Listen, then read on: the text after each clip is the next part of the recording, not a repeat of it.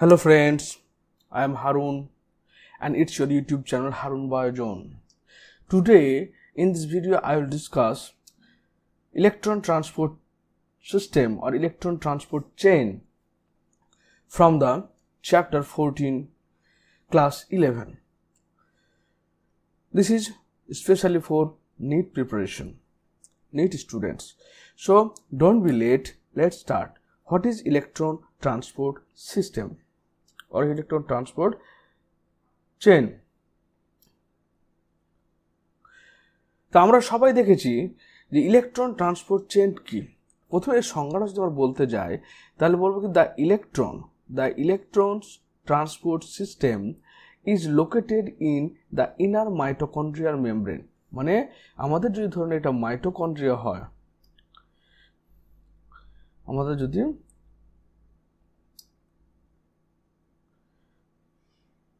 এটা যদি আমাদের মাইটোকন্ড্রিয়া হয় তাহলে মাইটোকন্ড্রিয়া কি হয়, আউটার মাইটোকন্ড্রিয়াল মেমব্রেন রয়েছে, ইনার মাইটোকন্ড্রিয়াল মেমব্রেন রয়েছে।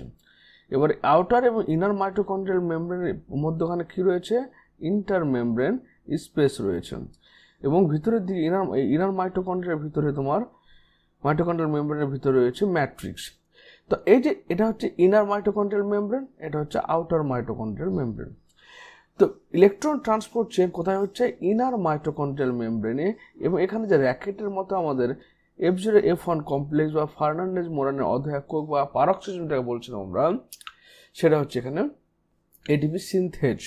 আসলে তাহলে কি বলছে, electron transport system is located in the inner mitochondrial membrane and assist in the liberation and utilization of energy held in the NADH plus H plus and FADH and two molecule. তো আমরা দেখেছি যে যখন glycolysis পড়ছিলাম আমরা, তো গ্লাইকোলাইসিসে কটা NADH2 তৈরি হয়েছে, গ্লাইকোলাইসিসে 2 মলিকুল NADH2 প্রডিউস হয়েছে। কোথায়, যখন গ্লিসারলডিহাইড 3 ফসফেট থেকে যখন 1,3-বিস ফসফোগ্লিসারেট ফরমেশন হলো, সেই সময় তোমার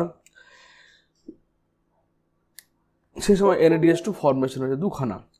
এরপর কখন ফরমেশন হয়েছে, যখন পাইরুভেট থেকে অ্যাসিটাইল কোয়ে, পাইরুভেট থেকে যখন এই যে পাইরুভেট থেকে যখন অ্যাসিটাইল কোয়ে ফরমেশন হচ্ছে, সেখানে কিন্তু দুটো NADH2 বা NADH প্লাস H প্লাস তৈরি হয়েছে। তাহলে এক হচ্ছে পাইরুভেট টু অ্যাসিটাইল কোয়ে, এখানে হয়েছে দুখানা NADH2। এবার ক্রেবস সাইকেলে আমরা দেখব এখানে দুটো NADH2 তৈরি হয়েছে, এখানে দুটো NADH2 তৈরি হয়েছে, এবং এই জায়গাটা দুটো NADH2 তৈরি হয়েছে, অর্থাৎ 6 NADH2। আর ক্রেবস সাইকেলে হয়ে গেল তোমার 6 NADH2। আবার তোমার দেখতে পাচ্ছে যেখানে দুখানা FADH2 ফরমেশন হয়েছে, ক্রেবস সাইকেলে আবার দুটো FADH2 ফরমেশন হয়েছে। এই যে NADH2 বা FADH2 এর মধ্যে যে তোমার এনার্জিটা রয়েছে, সেই এনার্জিটা কীভাবে বেরোবে, সেটা ইলেকট্রন ট্রান্সপোর্ট সিস্টেমের মাধ্যমে বেরোবে, যেটা আমাদের ইনার মাইটোকন্ড্রিয়াল মেমব্রেনের মধ্যে হবে, যেখানে কমপ্লেক্স 1, কমপ্লেক্স 2, কমপ্লেক্স 3, কমপ্লেক্স 4 এই চারটে সাবস্টেন্স এবং এটিপি সিনথেজ এর মাধ্যমে কী হবে, NADH2 মধ্যে থাকা বা FADH2 মধ্যে থাকা যে মানে এনার্জি যেটা এটিপি আকারে বেরোবে, তখনই আমরা প্রপার এটিপিটা পাবো। যেমন একটা NADH2 থেকে তোমার পাচ্ছি মোটামুটি 2.5 থেকে 2.5, কোনো বইয়ে 2.5 থাকে, কোনো বইয়ে তোমার 3 এটিপি পাচ্ছি আমরা। একটা FADH2 থেকে আমরা পাচ্ছি দুখানা এটিপি, আর 2.5, 1.5 এটিপি বা 2 এটিপি পাচ্ছি আমরা। ওকে, আশা করি ক্লিয়ার হলো যে ইলেকট্রন ট্রান্সপোর্ট সিস্টেমের দরকার কেন। কারণ ক্রেবস চক্র এবং গ্লাইকোলাইসিসে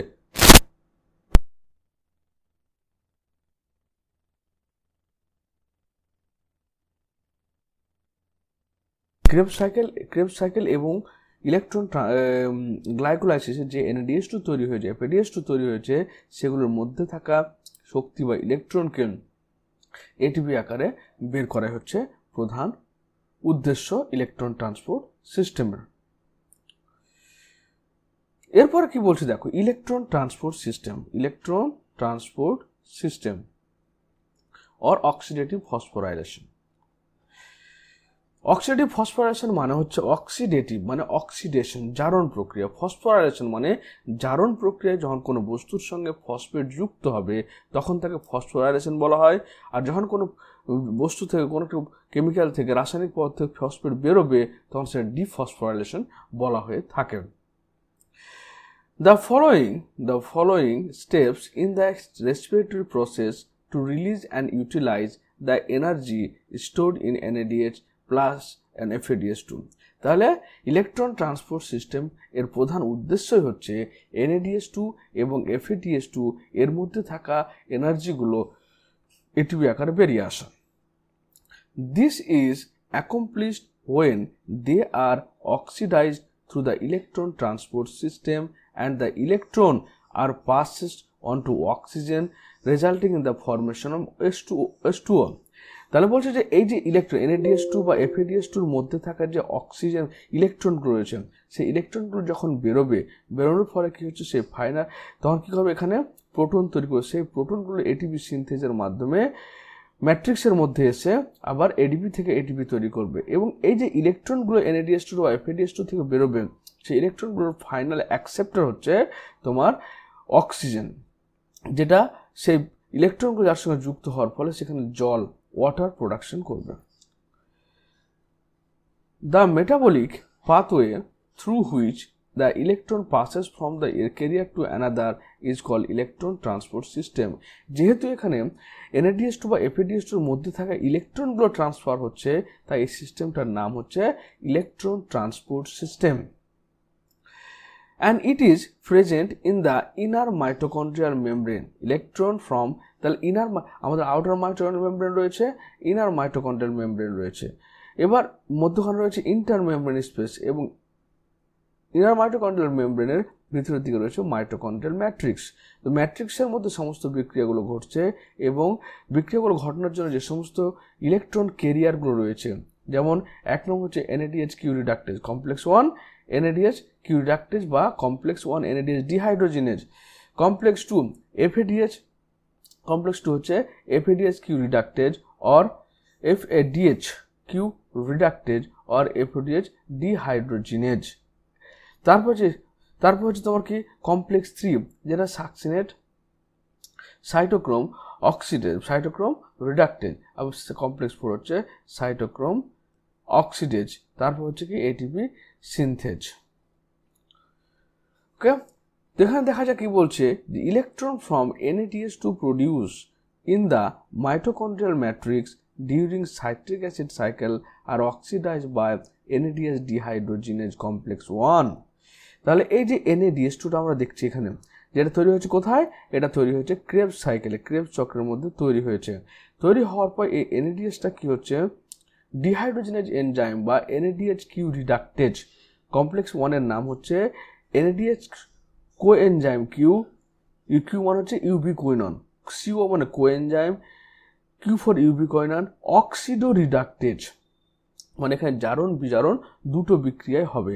তো NADHটা হচ্ছে অক্সিডাক্টেজ এনজাইমের মাধ্যমে সেটা বিজারিত হয়ে গেল কোথায়, NAD প্লাসে, দুটো প্রোটন ছাড়লো এবং দুখানা ইলেকট্রন ত্যাগ করলো, এই electron complex 1 A. And electron are then transferred to ubiquinone located within the inner membrane। এই যে COQ কোএনজাইম কিউ বা ইউবিকুইনন, এই ইউবিকুইননের মধ্যে কি করলো, ইলেকট্রনটাকে ট্রান্সফার করলো, করার ফলে ট্রান্সফার করলো।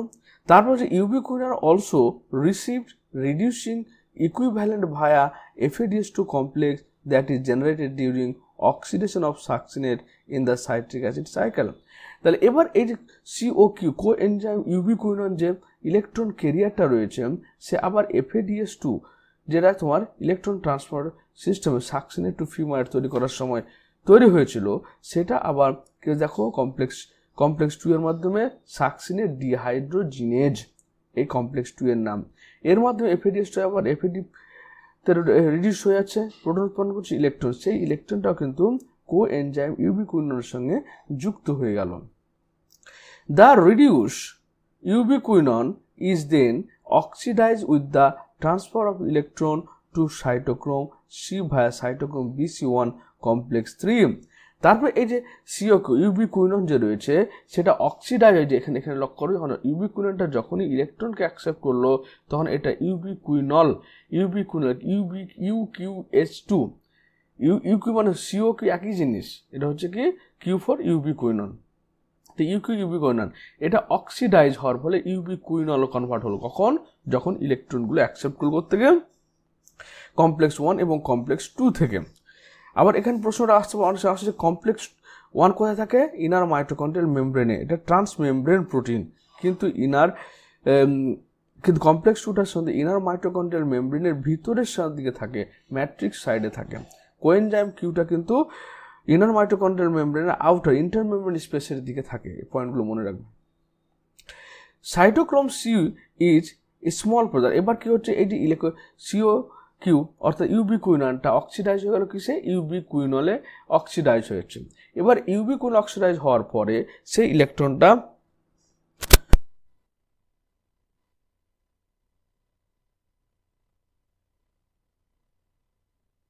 সেই ইউবিকুইনন থেকে ইলেকট্রনগুলো আবার চলে আসলো কমপ্লেক্স 3, যেটাকে আমরা সাইটোক্রোম BC1 কমপ্লেক্স বলছি।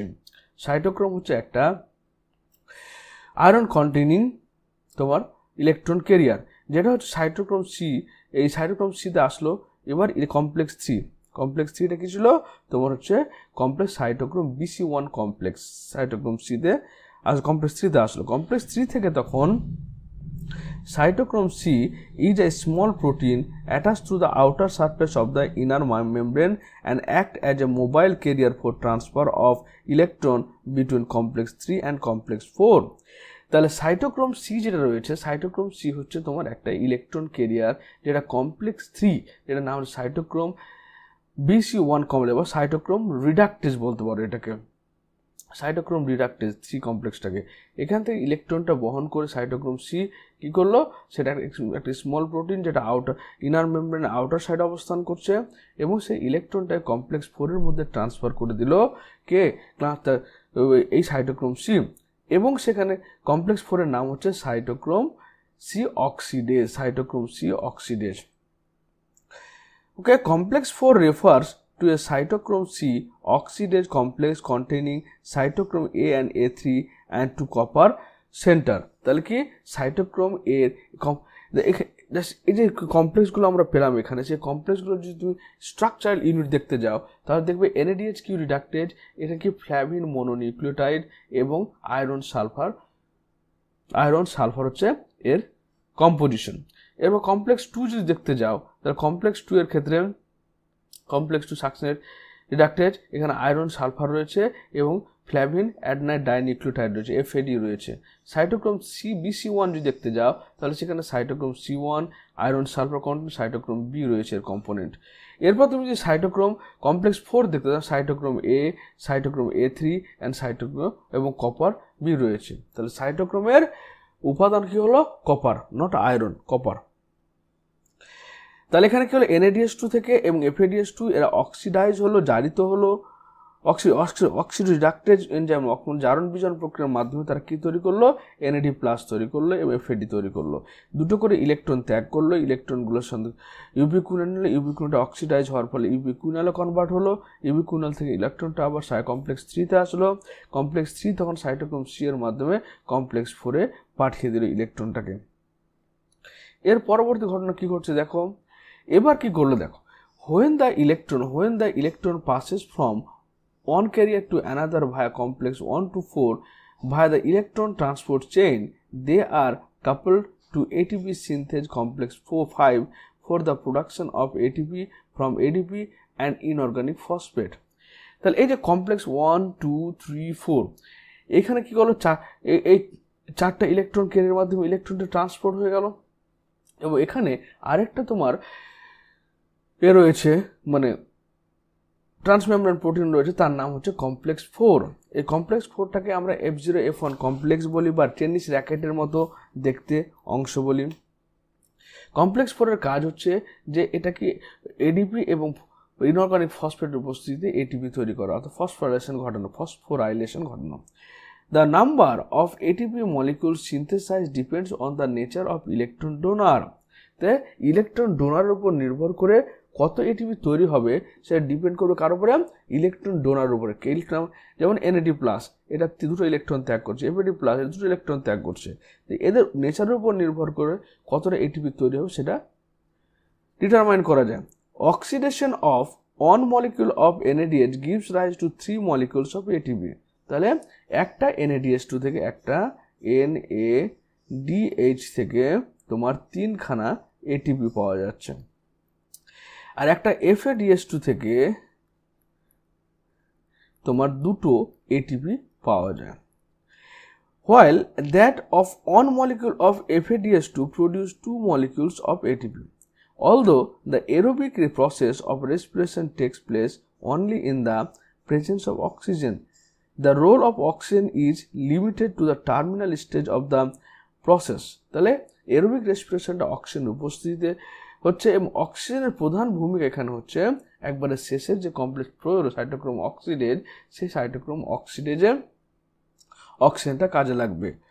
Yet the process of oxygen is vital, কিন্তু তবু অক্সিজেনের কাজটা কিন্তু গুরুত্বপূর্ণ, since it drives the whole process by removing hydrogen from the system. এটা কি করছে?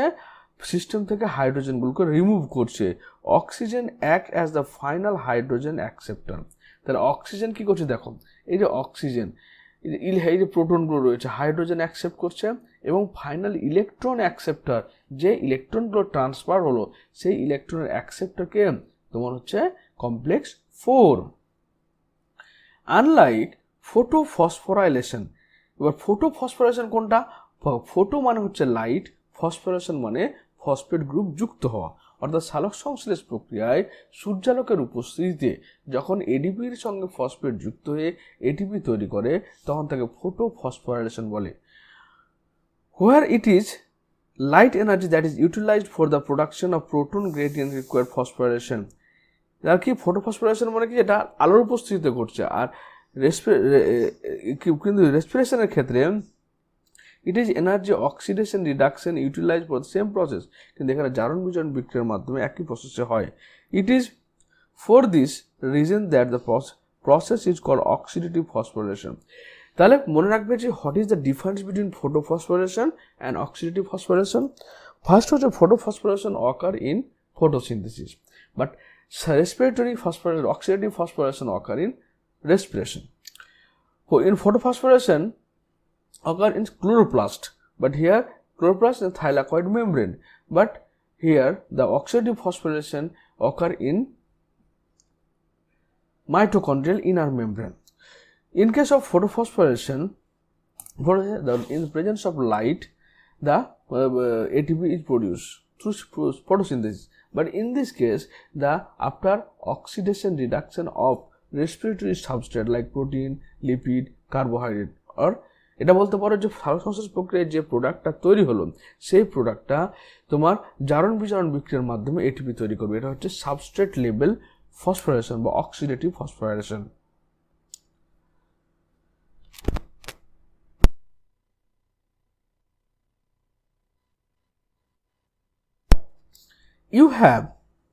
You have already studied about the mechanism of membrane linked ATP synthesis as explained by the chemiosmotic hypothesis in the earlier chapter. মানে সালোক সংশ্লেষ প্রক্রিয়ায় যে কেমিঅসমোটিক Peter মিচেলের আবিষ্কৃত কেমিঅসমোটিক hypothesis পড়েছিলে সেটার মতনই এখানে জিনিসটা। As mentioned earlier, the energy released during the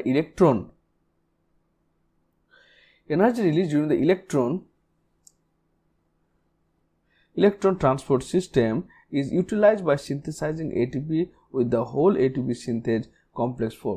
তাহলে এই যে এটা হচ্ছে ইনার মাইটোকন্ড্রিয়াল মেমব্রেন, এবং এখানে কি রয়েছে দেখো যে টেনিস র্যাকেটের মধ্যে প্রবর্তক থাকছিল যেটাকে আমরা F1 কমপ্লেক্স বা ফার্নান্ডেজ বন্ড অথবা বলতাম, সেটা আসলে কি আলফা বিটা, দুটো আলফা সাবইউনিট, দুটো beta subunit, gamma delta epsilon subunit দ্বারা তৈরি। এটা মোটরের মতো কাজ করে, অর্থাৎ সবসময় রোটেশন করছে। অর্থাৎ যখন আমাদের হলো মানে আমরা এর আগে চ্যাপ্টার কি দেখলাম, যখন এখানে যখন প্রোটন ইলেকট্রনগুলো ট্রান্সপোর্ট হচ্ছে, তো এই যে প্রোটন মলিকিউলগুলো রয়েছে, এই প্রোটন মলিকিউলগুলো তোমার বাইরে চলে আসছে কোথায়? ইন্টারমেমব্রেন স্পেসের মধ্যে। এবার এই প্রোটন মলিকিউলগুলো যখন বাইরে চলে আসছে, তখন বাইরে ইন্টারমেমব্রেন স্পেসে কি হচ্ছে? প্রোটনের কনসেন্ট্রেশন বেড়ে যাচ্ছে, অর্থাৎ অ্যাসিডিক লেভেল বেড়ে যাচ্ছে, এখানে তার তুলনায় অ্যাসিডিক লেভেলটা কম হচ্ছে ম্যাট্রিক্সে, কিন্তু আমার মেমব্রেনের দুই পাশে অ্যাসিডিক লেভেল সেম রাখতে হবে। তাই এখানে যখন অ্যাসিডিক লেভেলটা বেড়ে গেল, তখন কি হচ্ছে? এখান থেকে প্রোটনগুলো তোমার এটিপি সিনথেসের মাধ্যমে কি করতে পারে? ভিতরে আসার। এটিপি সিনথেসটা কি হচ্ছে? এটা হচ্ছে মোটরের মতো কাজ করে, অর্থাৎ এটা সবসময় রোটেশন করতে ঘুরতে থাকে এবং এটি বাইরের প্রোটনগুলোকে ভিতরের দিকে নিয়ে আসে। কেন? যাতে বাইরে এবং ভিতরে কি থাকে? অ্যাসিডের ব্যালেন্সটা সেম থাকে। এবং যখন এই প্রোটনগুলো আসছে, তখন এই ফসফেট, ইনঅর্গানিক ফসফেটের সঙ্গে এটিপি যুক্ত হয়ে এটিপি তৈরি করছে।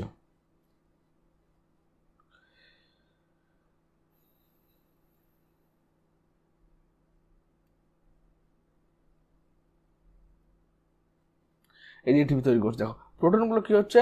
যখন তোমার ইন্টারমেমব্রেন স্পেস থেকে ম্যাট্রিক্স, অর্থাৎ বাইরে থেকে যখন ভিতরের দিকে প্রোটনগুলো যাচ্ছে, যাওয়ার ফলে এটা কি হচ্ছে? এটা মোটরের মতো রোটেশন করবে। তার ফলে কি হচ্ছে? প্রোটন যখন যাচ্ছে, তখন ম্যাট্রিক্স অবস্থা এডিপি ফসফেট, ইনঅর্গানিক ফসফেটের সঙ্গে যুক্ত হয়ে এটিপি ফরমেশন করছে। The complex consists of two major components, F0 and F1 complex. The F1 head pieces is a peripheral membrane protein complex and containing the site for synthesis of ATP from ATP. তাহলে এই যে head পোর্শনটা, এটা কিসের site? যেখানে ATP থেকে ATP তৈরি করছে। F0 is an integral membrane complex that forms the channel through which proton crosses the inner membrane. তাহলে এই যে F0 কমপ্লেক্সটা রয়েছে, F0 কমপ্লেক্সটা ইন্টার মাইটোকন্ড্রিয়াল মেমব্রেনের মধ্যে এটা একটা চ্যানেল হিসেবে থেকে আছে, যার মধ্যে দিয়ে প্রোটন ট্রান্সপোর্ট হচ্ছে। The passage of proton through the channel is coupled to the catalytic site of the F1 component of the production of ATP. তাহলে এই চ্যানেল, এটা একটা চ্যানেল, এই চ্যানেলের মধ্যে যখন এটা যাচ্ছে, কি প্রোটনটা যাচ্ছে, সে প্রোটনটা যাওয়া হচ্ছে কোথায়? তখন ক্যাটালাইটিক অ্যাক্টিভিটি মাধ্যমে তখন ডিফসফেটযুক্ত হয়ে এটিপি তৈরি করছে। 4 proton passes through F0 from the intermembrane space to the matrix down electrochemical gradient. তাহলে একটা এটিপি তৈরি করার জন্য কত? ফর 1 এটিপি প্রোডাকশন করার জন্য তোমার 4টে প্রোটন লাগবে, 4টে প্রোটন ট্রান্সফার হতে হবে। কোথায়? সেটা হচ্ছে কি ইন্টারমেমব্রেন স্পেস থেকে ইনার মাইটোকন্ড্রিয়াল মেমব্রেনের দিকে।